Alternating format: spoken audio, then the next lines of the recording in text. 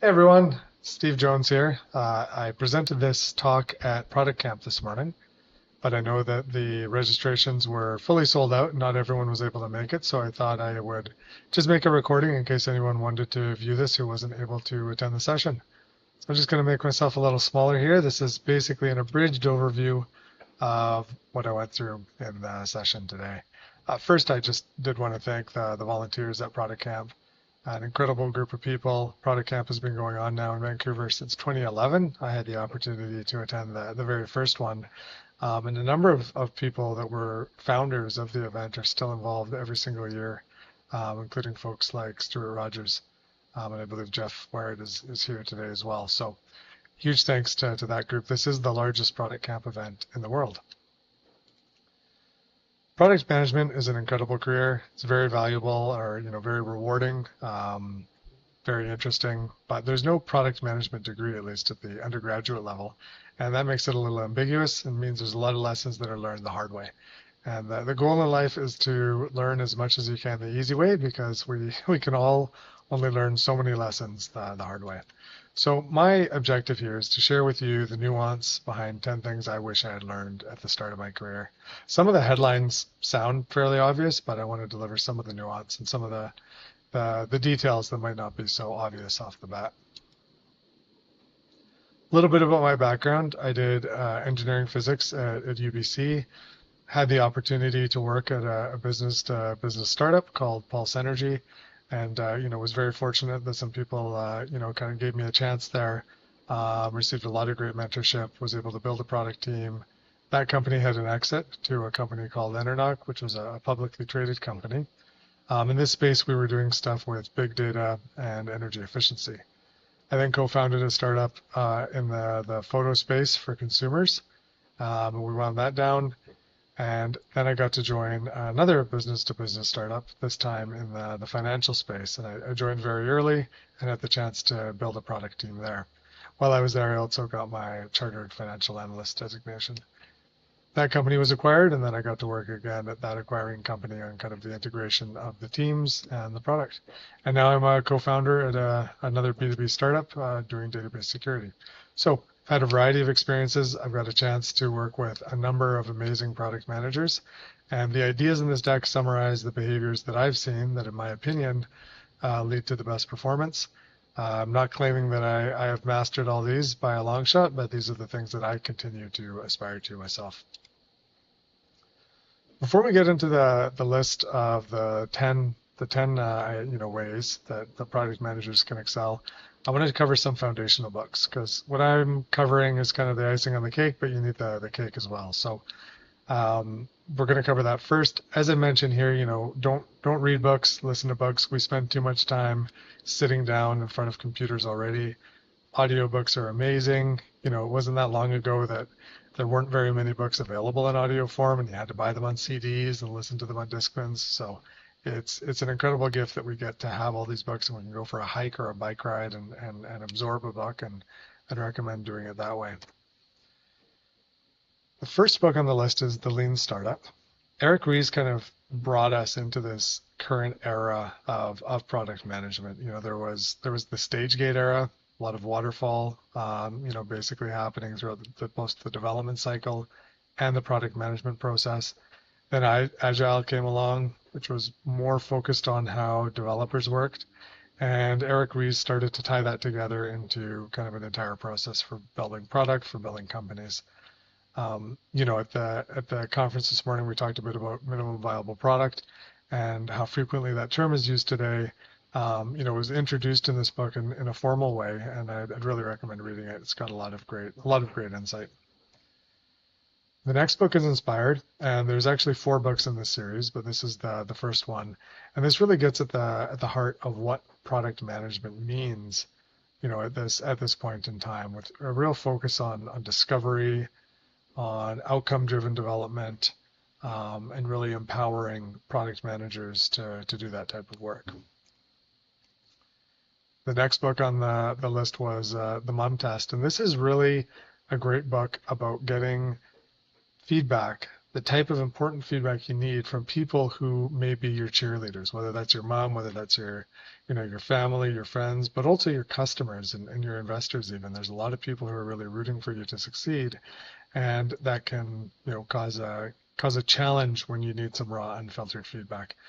It covers a lot of techniques that you can use to get high quality feedback from whoever you're talking to. The next book is Michael Porter, kind of, one of the pioneers of strategy. One of the things that I hear most often in one-on-ones with product managers is that they want to find a way to become less tactical and to work on more strategic things. And so very good to understand, what Michael Porter wrote about. His original writings are very long and quite academic, but someone who worked with him for a long time, Joe McGreta, kind of condensed everything that he wrote about into a very consumable book. So it's a great resource. In the same way that Michael Porter is one of the pioneers of strategy thinking, Peter Drucker, one of the pioneers on management thinking. And, he's got a number of good books, but this one I particularly enjoy, about innovation and entrepreneurship. The old idea of innovation was maybe, it's not something that can be managed. It's like get some creative geniuses in a room with a whiteboard and they will innovate. It's kind of nebulous, but as with anything in business, he looked at it and said, actually, we can just turn this into a process, and we can make it repeatable, and we can make it something that people are able to do reliably. So I particularly like his 7 sources of innovation opportunities. I find that in technology, we tend to focus on the last one most commonly, new knowledge. So you might have something like, now there's AI tools. What can we do with those AI tools to develop new products? But all of the sources of innovation can be quite valuable. And so it's a good list to refer to. Next on the list is crossing the chasm. As product managers, knowing when we're talking to an innovator or an early adopter versus someone in the early or late majority is absolutely critical, because we can definitely be led down a bit of a trap when we're getting all of our feedback from innovators and early adopters. But success requires the early majority and the late majority to adopt our products. So understanding how those groups are different, understanding how you can progress, because you generally need to start with the innovators and early adopters, but you face this chasm as you try to make that jump to the early majority. And it's got a number of techniques that you can do to facilitate that. Another classic book is The Innovator's Dilemma. It's almost amazing that any of us have jobs building software that aren't at Microsoft or Google or one of the big tech companies, because they just have so much cash and so many resources. They're able to meet with presidents of countries and presidents of all of the big companies out there, and they've got all of a lot of very smart engineers and amazing designers and all of these resources, but yet they do fail to innovate in a number of areas, and that's why we all have jobs at other companies. And this book explains an important part of that. It explains why very large companies struggle to innovate, and for us in smaller companies, it's very useful to understand why that is, so that we can identify how we can leverage our strengths. And then finally on this list of what I would consider, a solid collection of foundational books for product managers, Blue Ocean Strategy. This is one of my favorite books about product differentiation, and basically not just differentiation in terms of how you frame it, but actually differentiating the product to be unique and to identify opportunities that are not currently being addressed by what's on the market. Excellent. So with those books out of the way, I want to hop now into the 10 lessons basically, and I've divided it into 3 categories. We'll start with the hard ones, with the bad news, the hard truths, then we'll get into critical knowledge, then we'll talk about the art of product management, and then I've got one in kind of a bonus category. The hard truths. The first hard truth is that you are, in a product management role, going to face more barriers when trying to talk to customers than you would expect. But talking to customers is the most important part of your job. So, at a conference like this, you're going to hear a lot. Talk to customers, talk to customers, talk to customers. That's going to be the number one message in almost every session of the day. But when you go to work, one thing you'll find is obviously talking to customers is also important for sales, for example, but they're provided, with leads and a list of people that they need to call. Whereas product managers sometimes actually face barriers and hurdles when they're trying to engage with customers. And it's important to understand that's normal. It's fairly universal for product managers to face some barriers. Some product managers, when they start to face these barriers, they respond by kind of resigning to the fact it's difficult and focusing their effort on things that are easier. So if talking to customers is challenging, they'll write requirements or do some market research. That's not the right response. Talking to customers is the most important part. Another thing that some product managers may face is they may feel like they're being a bit of a victim of challenges within their company, and they may fight back against that. And again, that's not very constructive. The best project managers, as I'll talk about in the next slide, basically find a way to get through this. And there are some legitimate reasons why it is hard to reach customers. I've seen situations where people do a bit of an audit of how often are we talking to customers, and it's surprising how many times in a quarter a company may reach out to an individual customer, especially customers in the top 10 or 25% of revenue.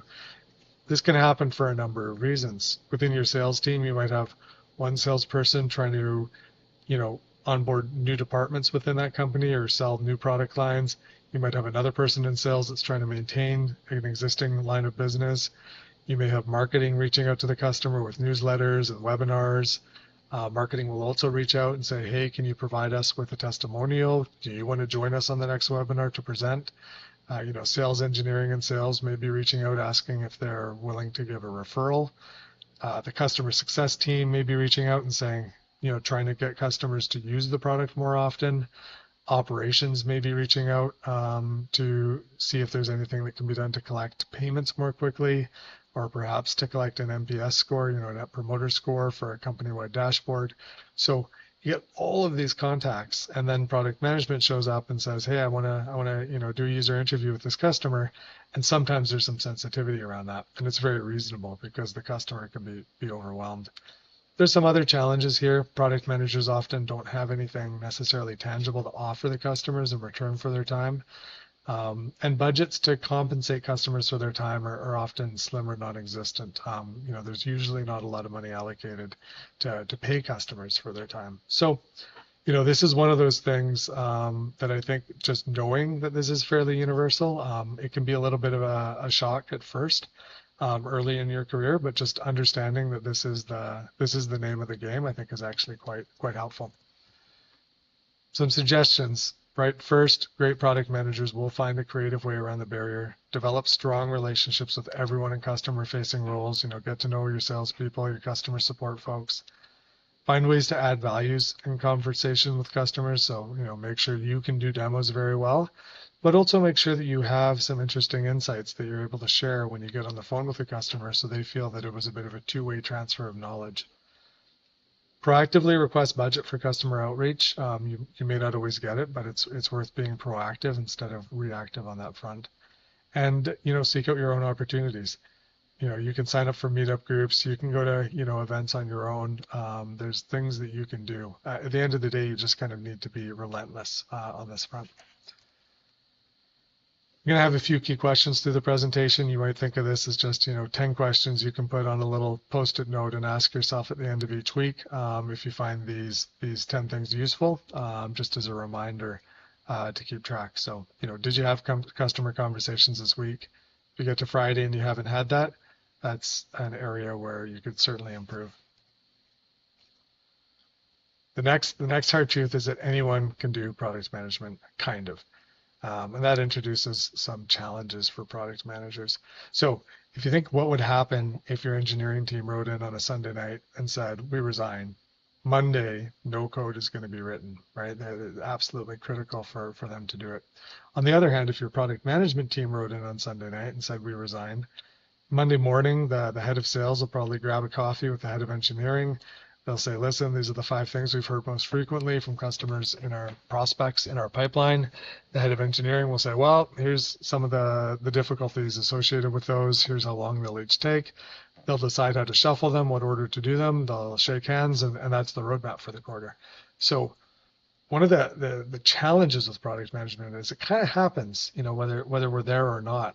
And so as product management is an incredible career. It's very valuable, but we have to work very hard to add incremental value to an organization, harder than folks in some other roles. It's also a role that there's a lot of confusion about. Various folks will have different ideas about what product management is actually responsible for.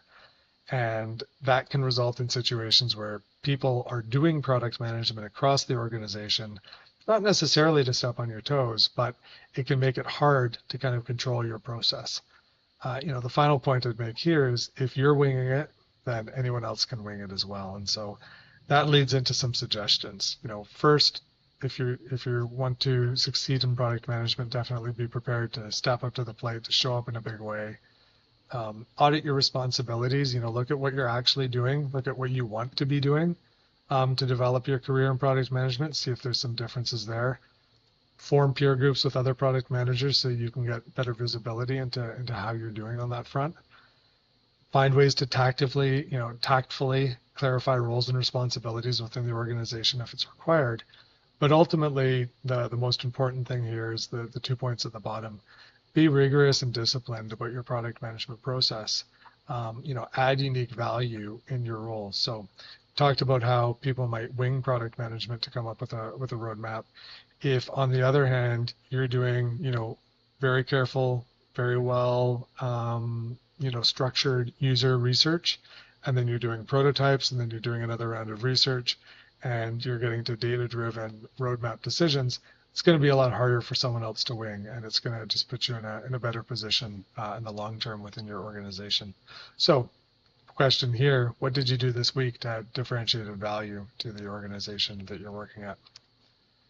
Now the third hard truth, and this is that environment matters for career growth, but there are ways to get creative. So the meme here is, if you ever feel useless, remember there's a lifeguard at the swimming Olympics, and then that was followed up with, could be worse, you could be the lifeguard at the life savings championship, basically the lifeguard championships.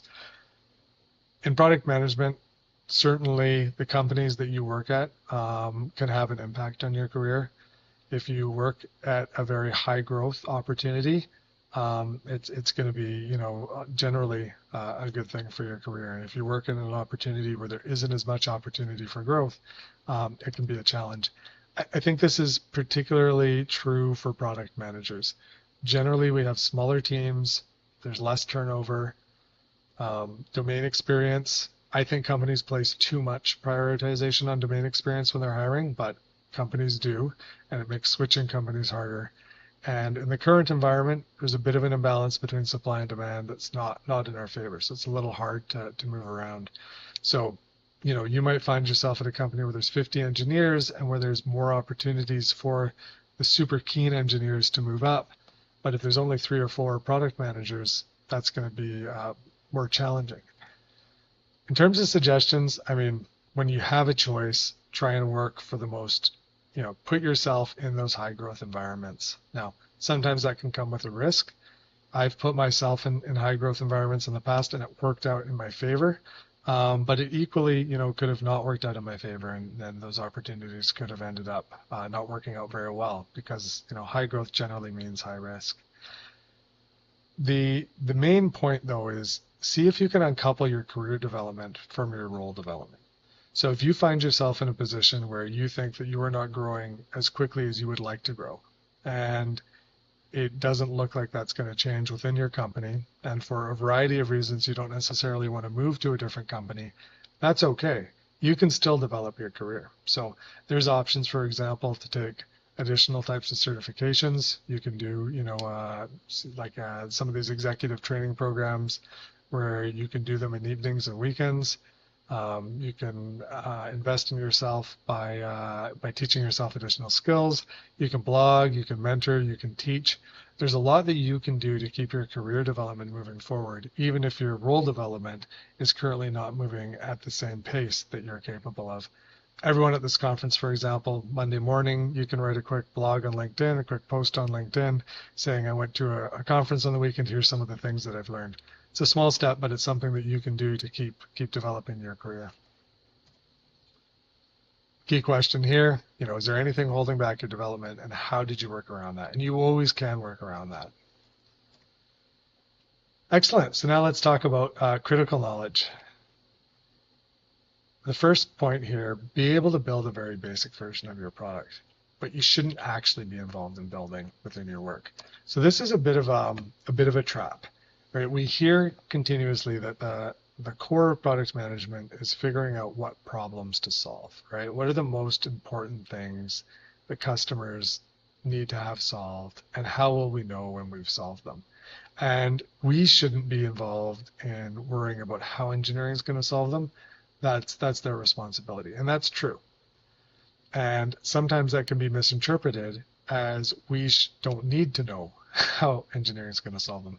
But the reality is that if you don't know how the product is actually built, if you don't know how the sausage is made, it's really going to limit your ability to engage effectively with your product management, with your engineering team. You're going to have a harder time understanding why some things are hard and some things are easy. You're going to have a harder time looking into the future and understanding what's going to be hard down the road.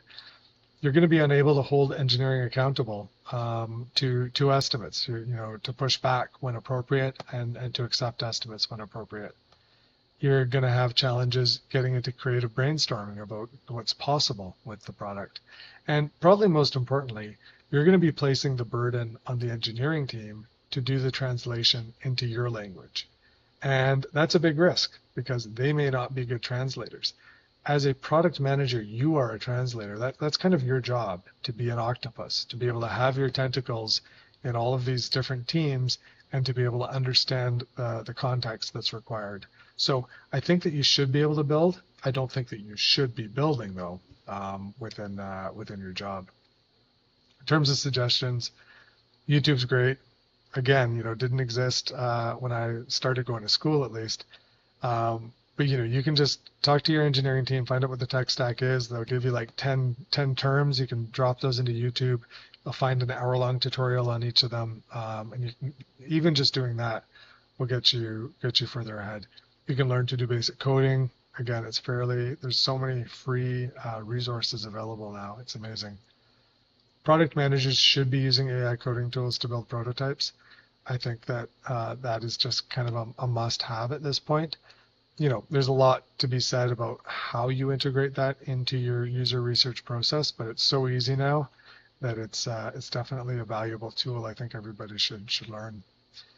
AI is not a fad, so learn the principles, learn about neural networks, learn about the ethical concerns, learn about the failure modes.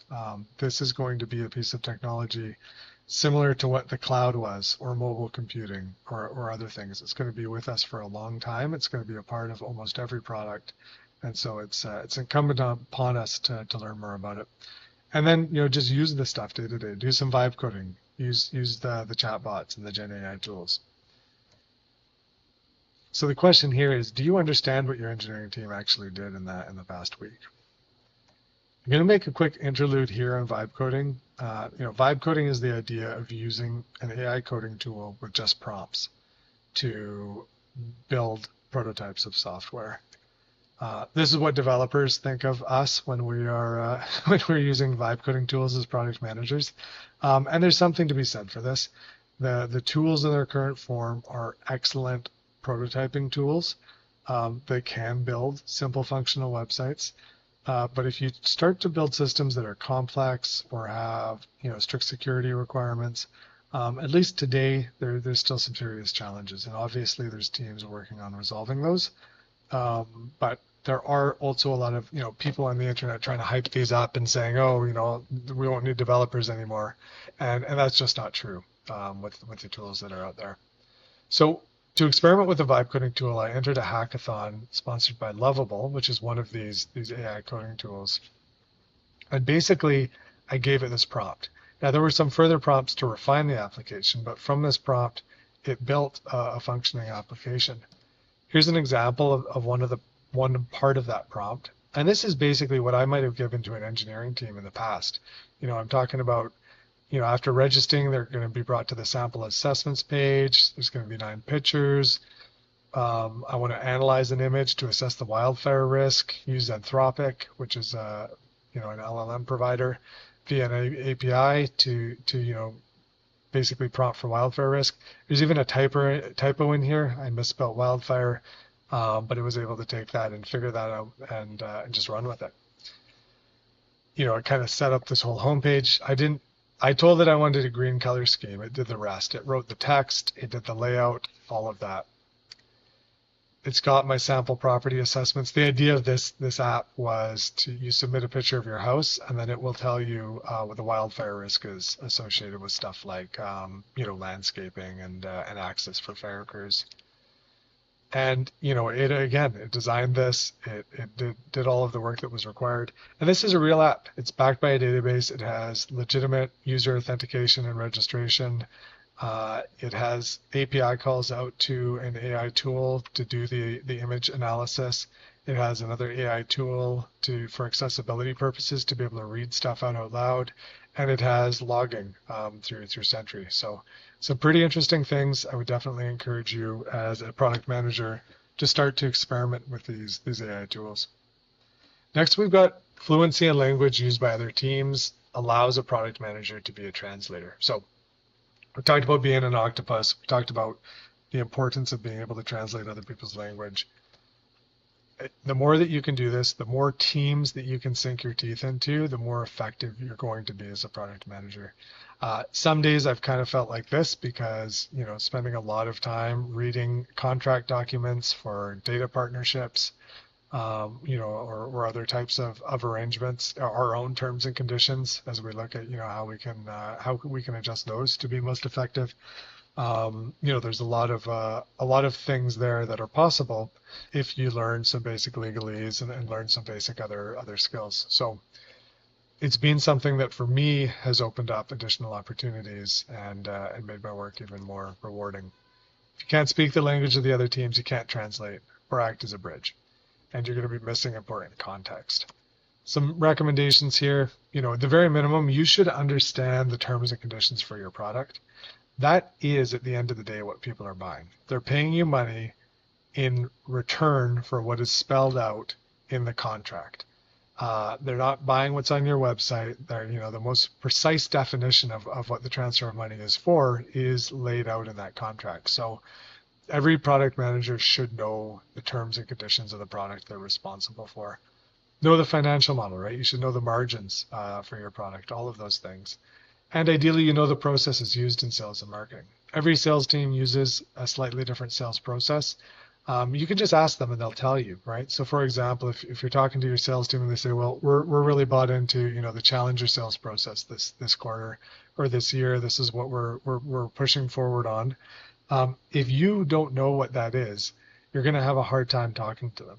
If, on the other hand, so you're going to rely on whatever filtered information they give you. If you know what the process is, you're able to get into their world. You're able to participate with them and understand, okay, well, what are the types of things that they may need to support a challenger sales process? And you're just going to get a lot more input out of that organization. Meet people where they are. Don't force them to come into your world. By meeting them where they are, you're going to have a lot more control over your process. And finally here, ChatGPT is your friend. I'll show 2 screenshots of that. So key question, do you understand the key objective for each department and the systems and processes that they're going to use to achieve it? As you progress from being an analyst to a product manager to a director to a VP, one of the biggest differences is that you have that contextual understanding. But nothing's stopping you when you're starting product management of getting that contextual understanding about other teams very quickly. So you might as well do that early. Here's an example of ChatGPT. I mean, it's such a superpower. I wish this had existed 20 years ago. You can just throw in legal terms that'll give you plain English descriptions. I'm not saying depend on this for legal negotiations, but saves you a lot of back and forth with a lawyer on stuff that you can get yourself a basic understanding of. Again, that challenger sales example, you just ask ChatGPT, it'll give you a very good answer that will allow you to work with those folks more effectively. Next one, be the market expert. Try to know more than anyone in your industry. And the challenge here, I know at some points early in my career, people put me on the spot. What are our competitors doing? I didn't know, it scarred me and definitely taught me to not find myself in that situation again. It's easy to fall into the trap of assuming, hey, you know what, marketing is going to do market research. I don't need to think about it. Or to fool yourself by saying, you know what, we're not focused on competitors because that'll be a distraction. We're very customer centric here. Knowledge of the market is not a distraction unless you actually act on it and allow it to become a distraction. Knowledge is context, and you should have it. So the other point here is that there are many valuable signals in what competitors and investors are doing, and often it can be easy to interpret them in the completely wrong direction. So, for example, you might see that a competitor has raised money and interpret that as a negative signal, whereas that's actually, probably a positive signal. It means that the market is good. It means that a lot of smart people did due diligence on the market opportunity, and although they didn't invest in your company, they're excited about the space. So that's something that comes just with experience. There's a lot of information out there.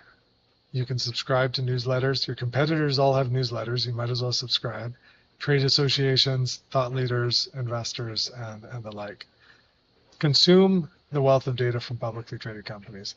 One of the reasons companies don't like to go public is because they're forced to disclose massive amounts of information to protect investors.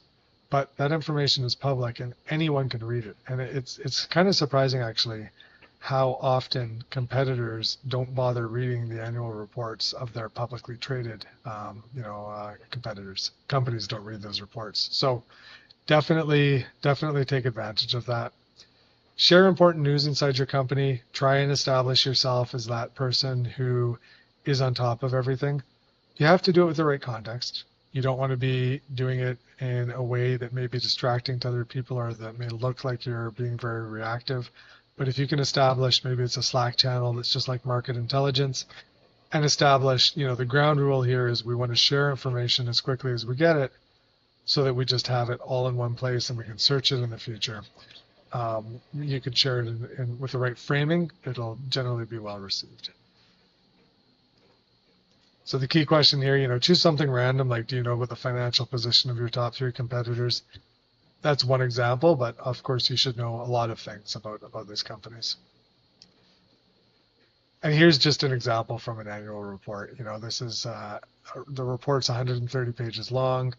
You can find out, exactly what the trends are for every product line or business line for your competitors, and you should be doing that if they're publicly traded, of course. All right, now let's talk about the art of product management. This one is my favorite one. This one is one that I definitely feel that I struggled with for a while.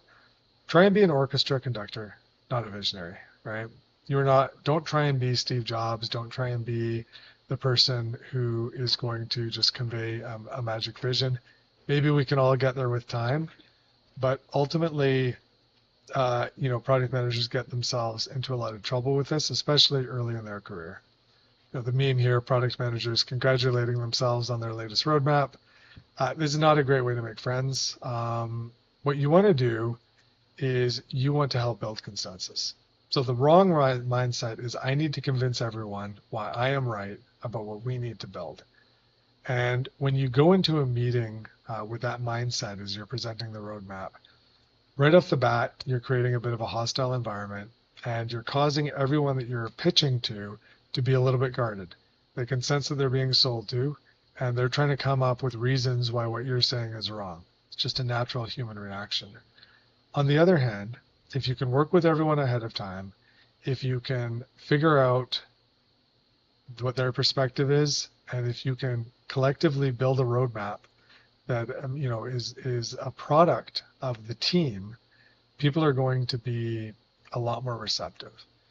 If everyone is intelligent and working off the same data and properly aligned with consistent objectives, the roadmap will be fairly obvious. And your job is to pull all of that together. Your job is to make that happen and to orchestrate that process. So focus on the data and share your data. If you're working off your user research and folks in sales are working off the notes in the CRM and you're not looking at each other's data, you're going to come to different conclusions about what should be built. And it's going to be a source of tension. Share what you have freely. Don't guard it. Make sure everyone has it. And on the other side, make sure that you have access to the data that they have. Understand objectives, get them out in the open. Sometimes objectives conflict with each other. And if you don't know that, and if you don't get that out in the open, that can also lead to tension. You might have a situation, for example, where a sales team has a target this year where they need to sell, $5 million of revenue of the existing product lines. And the product team might be given a single objective that by December 31st, they need to launch a new platform that will generate revenue next year. Obviously, those objectives are not very consistent with each other. And so, sales is probably not going to be happy with a lot of what you're building if it's not going to support their objective at all. But if you get it out in the open and they accept it and they understand it, then you can either modify the objectives or you can move forward with that shared understanding. Try to build consensus ahead of time. Sometimes there's a little bit of inception here as well. If you've seen that movie, you're trying to seed people with ideas and hope that they come around to it. Keep track of where ideas come from. If someone has provided you with an idea, one thing that product managers sometimes mess up is they say, well, I've already had this idea. I've heard it from 10 customers. A bunch of other people have provided the idea and it's in our backlog. Therefore, this new person giving me this idea adds no new value. There's no information in that. And so I'm just going to discard it. I'm going to immediately forget it. And that's the wrong thing to do. If someone has come to you and shared an idea that they would like to see in the product, make sure you keep track of that. And then when that idea gets onto the roadmap, when that idea gets delivered, make sure that you circle back, make sure that they understand how their vision for the product is contributing to what the product is actually becoming. If everyone can see their contributions in the roadmap, everything will move more smoothly and you will definitely be more valued as a product manager. So give credit to others as often as possible. Question here, when did you last give someone credit for the idea behind a delivered feature? Next point here, be a Renaissance person. So there are many benefits to knowing interesting things. You can imagine a scenario if we think about like hotel booking software, where someone has decided they are going to be the world's leading expert in hotel booking software. That is all they study all day, every day. They know the market, inside and out. They know every single competitor. They know exactly what all the customers want or what the customers have said they want. They're going to product management conferences on the weekend. They are the world's best hotel management software product manager. And then you hire a co-op student, and the co-op student, takes a day or two, learns what they can about hotel booking management software, and then says, you know what, I was, in the summer I was backpacking through Thailand and China, and I saw a lot of really interesting things that are happening with hotel booking in that market that you didn't see because your focus is North America, let's say. And they go on and they say, you know what, and I'm a bit of a foodie and I've noticed that, the local restaurants, they're now charging deposits for reservations, which is interesting. And I was listening to a podcast the other day about Ticketmaster and how they've got a basic monopoly on music concerts. And I'm putting together all of these ideas and here's maybe something we could do for our hotel booking management software. And you can be outclassed by that co-op student just because they don't have their blinders on. They've got a bit of a broader view of the world. They're pulling in ideas from all of these slightly disparate places and able to assemble them. Analogies, metaphors, comparisons are a superpower, probably the most unleveraged, superpower for product managers. Early in my career, there would be times where I would feel guilty almost about like learning about things that weren't in my area of focus because I was just so focused on trying to get better at that. And the reality is anything that you learn is valuable, and often reaching out and trying to learn things that are totally different will help you connect the dots in new and creative ways. So be curious, learn about industries, cultures, history, science, hire people with diverse experiences. If you're building a team, definitely be cautious if you find that everyone on your team is kind of same degree, they came from the same school, maybe they have the same background in terms of the domain experience. you're not helping yourself there with being able to think creatively as a team. Key question here, when's the last time you were able to bring insight from another industry into the work that you were doing? All right, communicate. Listening, public speaking are important skills. I think that's pretty obvious. I think the nuance here is being able to understand the way that people want you to communicate with them. And this is something that took me a long time to realize. I think, especially early in my career, I was not very sensitive to this. I was focused on writing good emails or putting together good presentations in terms of how I thought they were good. And I wasn't spending enough time thinking about how the audience, how the person on the other end actually wanted to receive that information. So, something I would be horrible at is I would write, very long emails in the middle of the night because I had all these thoughts from the day, put it together, hit send at 2 or 3 in the morning. And, I thought, well, this is great. Someone's going to wake up and they've got all these great ideas from me in their inbox. They're going to be super happy. Of course, now that I've worked in the corporate world for much longer, I realize that when you wake up and the first thing in your email is someone at 3 a.m. has kind of bombarded you with this, super long email, it's not the most exciting thing in the world. And there's probably a better way that they would have preferred to receive that information. Roadmaps are another example where people will, the roadmap is one of your main deliverables as a product manager. You think about tailoring it to your own needs, when in reality, the roadmap is a document that you build for other people. And so you need to work with your audience, and every audience is a little different, to figure out how they want to receive that information and then tailor the communications to their preferences. Practice makes perfect. Toastmasters is great for public speaking. Work with people. Consistency matters a lot. One problem you see is people start something that is great. They do it 2 or 3 or 4 times and then they switch and then they switch and then they switch. If you're, for example, going to send out a monthly internal newsletter with customer feedback, send that out every month for years. Now, there's nothing the matter with occasionally trying something, and if it's not working, stopping. But it's definitely a problem when your communication style or your communication methods change every 3 months. That's very frustrating for your audience. And of course, in this day and age, try and be present. Put the phone away when you're engaging with someone one-on-one. Definitely, don't be reading emails on your smartwatch when you're engaged in a conversation. Just some of the basics there. The essence of communication, I think, is transferring information. So the question here is, when's the last time you taught someone in your company about something new, something they didn't know about before? Now the bonus item: take care of yourself and each other. If you're not healthy, you're not going to be able to do your job well. I think attitudes around this are changing, which is a good thing. I think that, burnout is real. It's a real issue in our industry. If you work on a manufacturing line and you need to make 25 widgets, you make your 25 widgets, you can clock out, you can go home. Challenge with product management is the workload is in theory infinite. There is no limit to what you could do. Even if you have a well-defined scope of responsibility, those individual items are infinite. So you need to be very careful about time management, about scope management, about roles and responsibilities, knowing where to draw the boundaries, and ideally having done those ahead of time and then being able to stick with them. Mental health is health. I hope that in the future we'll look back at how we talk about mental health and think it's kind of silly. Got all these body parts. You've got a problem with the knee, that's health. You've got a problem with your stomach, that's health.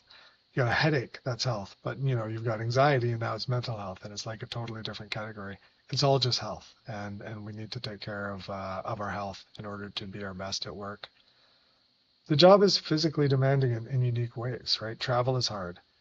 Being engaged in meetings all day long can be hard. You need to sleep well, right? Having enthusiasm, bringing that positive energy to work is actually really important for a product manager. And if you're not sleeping well, if you're not able to show up properly, it's going to affect your performance. You've got long periods of sitting, lots of typing. If you're here at this conference and you're just graduating high school, you probably aren't thinking about this. But 30 years down the road, you will be appreciating some of the impact that can have. So, the obvious stuff here: sleep, exercise, nature. Find your professionals, find your personal support network. Um, on the professionals, if you're not engaged with any right now as a part of managing your health, one thing you might think about is just going to a physio and saying, hey, I spend a lot of time in front of the computer because I work in the software industry. Sometimes my back gets a little sore, my neck, whatever it might be for you. Can you assess my posture? Can you give me some advice on how I can stay healthy for the long run in this career? And really here, it's about being proactive. It's about having reserves in your tank to help you weather a stressful period. One problem that people get into is they say, well, I'm doing okay now, so I don't need to do anything. The problem with just doing okay is, one or two people quit on your team, a deadline gets pulled forward, you've got to go, overtime for a little bit, and then you go from being okay to being not okay. Ideally, you're always better than okay. Ideally, you're always in a position with that full tank of gas where if stuff does go bad for a bit, you're going to go from being great to being okay instead of from being okay to being, in a worse state. So to summarize, the 10 ways that you can kind of go above and beyond to be an excellent product manager. You're going to face barriers to accessing customers. Embrace that challenge with a lot of energy, a lot of creativity. Product management will happen one way or another. So go above and beyond in what you're doing, and really show up to work in a meaningful way where you're taking a lot of initiative for the ownership of your role. It's easy to get stuck. The environment you're in matters, but you are able to decouple your career development from your role development. So if you are in an environment where your role is not able to progress as quickly as you're capable of, you can still push forward with your career development. 4 and 5, I'll tackle them together. You need to be able to speak the languages of the other teams. So know how to build, be able to communicate with your engineers, and know how to speak business language. 6, be the market expert. Be the person that anyone in the company wants to phone if they have a very urgent question about what's happening in the market. 7, make sure stakeholders can see their contribution to the roadmap. Really be the person in the company that is helping to drive consensus, as opposed to trying to be the person in the company that is convincing other people why you're right. 8, be interesting. It'll allow you to make all sorts of disparate connections and pull together creative ideas. 9, level up your communication skills with an emphasis on understanding what other people need from you in terms of communication. And 10, take care of yourself and take care of each other. So thanks very much for the opportunity to share this with you today. This was kind of a brain dump from me of all the things I wish that I had internalized at the start of my career, and I hope it was helpful.